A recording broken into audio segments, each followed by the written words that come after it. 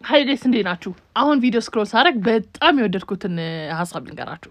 ምንድነው የሚለው ሁሉም ነገር ስሜታችሁ ዲተርማይን የሚደረገው ነገሮችን ባያችሁበት መልከታ ነው፣ እንደ ፐርስፔክቲቫችሁ ነው አለ። ከዛ እሱን ፕሩፍ ለማድረግ ምን አመጣ?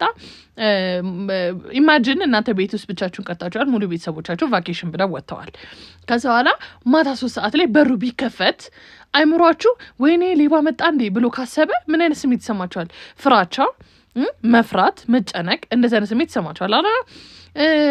ወይኔ ንፋስ ነው በሩን የከፈተው ብላችሁ ካሰባችሁ ደግሞ ምን ይሰማችኋል?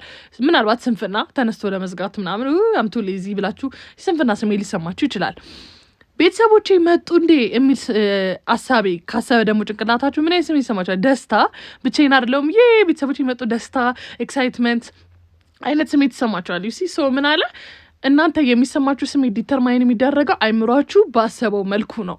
ዩሲ ሶ ደስተኛ መሆን ከፈለጋችሁ አይምሯችሁ ነው ዲተርማይን የሚያደርገው፣ አመለካከታችሁን፣ ነገሮችን የምታዩበት ምልከታ ነው። ሶ ችግር የለብንም እስከዛሬ፣ ችግሩ ፐርስፔክቲቫችሁ ነው።